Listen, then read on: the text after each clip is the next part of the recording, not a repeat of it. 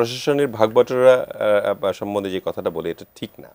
মানে প্রশাসনে যারা নিরপেক্ষ থাকবে তাদের জন্য আমাদের এটা চাওয়া আর কি, প্রশাসনিকভাবে যে নিরপেক্ষ থাকে। কিন্তু এটা খুব কঠিন হবে এবার, কারণ 17 বছরে তো যে রিক্রুটমেন্ট হয়েছে, ধরেন বিসিএস ক্যাডারের কথা বলেন, ক্যাডার সার্ভিস বলেন, পুলিশ সার্ভিস বলেন, যারা হয়েছে তারা 17 বছরে তো তারা এসপি হয়েছে, ডিআইজি হয়েছে, হয়েছে, তারা তো আছে আর কি, হ্যাঁ, পুলিশে এবং প্রশাসনে অন্তপক্ষে এডিশনাল সেক্রেটারিরা তো আর পুরা মানে আপনার আগের রেজিমের আর কি। তো তারা যদি এই নির্বাচনকালীন সময়ে প্রশাসনে থাকে, তাদের একটা প্রভাব বিভিন্ন জায়গায় থাকবে আর কি। এটা এটা আমরা তো মানুষ তো থাকে আর কি। আর তারা যেহেতু সুবিধাভোগী এবং আমরা বলেই ফেলি যে স্বৈরাচারের দোসর, কারণ তারা তো সাহায্য করেছে এই যে অপকর্মগুলির জন্য বিগত সরকারের, এগুলি তো প্রশাসনিক আপনার সাহায্য ছাড়া তো আর করতে পারেনি, সবগুলি সাহায্য লাগছে। যারা হাজার হাজার টাকা নিয়ে গেছে তাদের জন্য সাহায্য লাগছে। তো এই প্রশাসনের অন্তপক্ষে বেছে যারা গত ইলেকশনগুলি করেছে তারা যাতে ইলেকশনটা না করে, এটা হলো আমাদের একটা চাওয়া আর কি। গত ইলেকশনে যারা ইম্পর্টেন্ট পজিশনগুলো ছিল তারা তো কাজ করেছে আপনার ফ্যাসিস্ট সরকারের হুকুমে, যারা হুকুমে কাজ না করে অন্তপক্ষে এদেরকে রদবদল করে অন্তপক্ষে এমন প্রশাসনিক লোকগুলি আনা দরকার। আমি একটু এটা তুষার ভাইয়ের সাথে একটু কথা বলতে চাই। তুষার ভাই, মানে এনসিপির পক্ষ থেকে যে অভিযোগগুলো করা হচ্ছে, আপনি সেই অভিযোগগুলোকে আসলে কি মনে করছেন, যে এটাকে শুধুই অভিযোগ নাকি আসলে তারা এই কনসার্নটা আসলে অনুভব করছে বলেই করছে? তাদের কাজকর্মে অনেক স্ববিরোধিতা আছে। এটা এক হতে পারে তাদের বয়সের কারণে, অনভিজ্ঞতার কারণে, আরেকটা হতে পারে এটাই তাদের রাজনীতির ধারা। উপদেষ্টা পরিষদকে কে নিয়োগ করলো?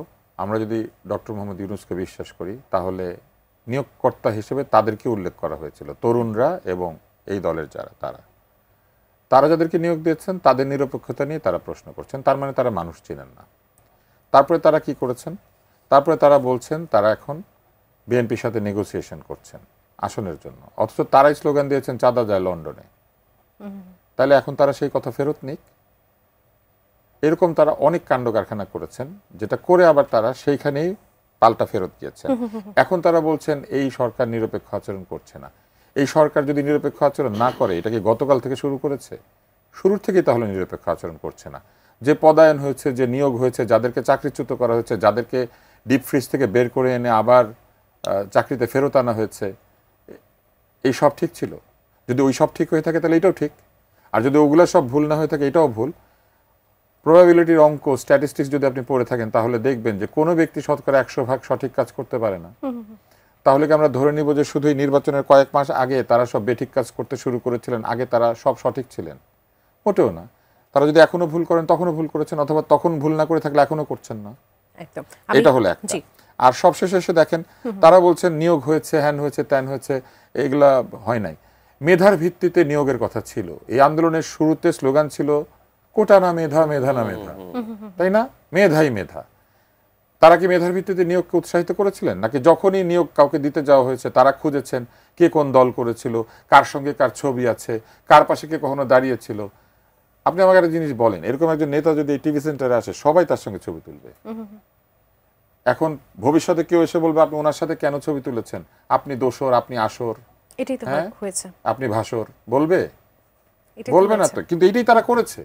করে এখন তারা কি বলছে? এখন তারা মেধার ভিত্তিতে নিয়োগ চায়। এই মেধাবী লোকদেরকে তো মেধার ভিত্তিতেই বিচার বিবেচনা করা উচিত ছিল। এটাই তো ছিল সেই সুবিচার, এইটাই তো ছিল সেই ইনসাফ। জুলাই বিপ্লবের যে চেতনার কথা তারা বলেন, সেই চেতনাটা কি? সেই চেতনাটা ছিল ইনসাফ। ইনসাফ কি? ন্যায় বিচার। উর্দুতে বললে, আরবিতে বললেই এটা অন্য শব্দ হয়ে যায় আবার তাদের কাছে।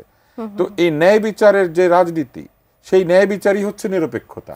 নিরপেক্ষ বলে কোনো শব্দ নাই। আজকে তারা ওই লাইনটাকে, যেটা নিয়ে একসময় বাংলাদেশের সুশীলরা সমালোচনা করেছেন, আমরাও তখন ছোট্ট ছিলাম, আমরাও অনেক সমালোচনা করেছি, এই লাইনটা আজকে সত্য হয়েছে আজকে এত বছর পরে এসে, যে শিশু আর উন্মাদ ছাড়া কেউ নিরপেক্ষ না। এবং এই শিশু আর উন্মাদ ছাড়া যে কেউ নিরপেক্ষ না, এটা এখন এসে প্রমাণিত হচ্ছে। কারণ এখন শিশুরাও নিরপেক্ষ না। কারণ এখানে যে উপদেষ্টা আছেন তাদেরকে অনেকে শিশু উপদেষ্টা বলে ব্যঙ্গ করেছিলেন। এখন একদল বলছে শিশুরা নিরপেক্ষ না, আবার ও আরেক দল বলছে বৃদ্ধরা নিরপেক্ষ না। আর দু একজন তো আছেনই মাঝে মাঝে এমন কথাবার্তা বলেন যেটা আসলে আমাদের মানসিক সুস্থতা নিয়ে প্রশ্ন জাগে। আমি নাম বলতে চাই না। আর এই যে নিরপেক্ষতা, এই নিরপেক্ষতা সবসময় হচ্ছে সময়কেন্দ্রিক। পৃথিবীতে কোনো মানুষ আজীবন নিরপেক্ষ থাকেন না। বিচারের সময় যিনি নিরপেক্ষ থাকেন, তিনি কি বাসায় গেলে তার সন্তানের বিষয়ে নিরপেক্ষ থাকেন না। উনি যখন বিচারক এজলাসে তখন নিরপেক্ষ।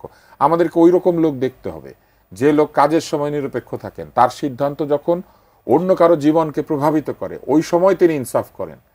নিজের সাথে নিজের সুবিচার ভিন্ন কথা, আপনার পরিবারকে আপনি ভালোবাসবেন এটা ভিন্ন কথা, কিন্তু সেই বিচারক যে বিচার প্রার্থীকে সন্তুষ্ট করার জন্য, সুবিচার নিশ্চিত করার জন্য নিজের পুত্রকে মৃত্যুদণ্ড দিতে প্রস্তুত থাকে, সেইটা হচ্ছে নিরপেক্ষতা।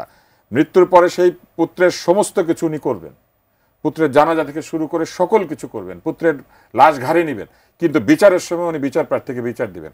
সেই নিরপেক্ষ লোক মানুষ খোঁজে। সেই নিরপেক্ষতা মেধা থেকে আসে।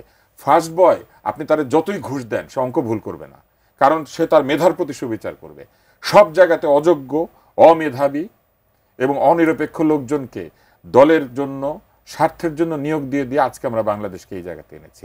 বাংলাদেশে যদি মেরিটোক্রেসি স্থাপন করা না যায়, যেটা আমরা খুবই আশা করছি যে ভবিষ্যতে যারা ক্ষমতা আসবেন তারা করবেন, তাহলে এই বাংলাদেশ অসংখ্য মেধাবী লোকের মাঝখানে কিছু উজবুকের শাসনের মধ্যে থাকবে।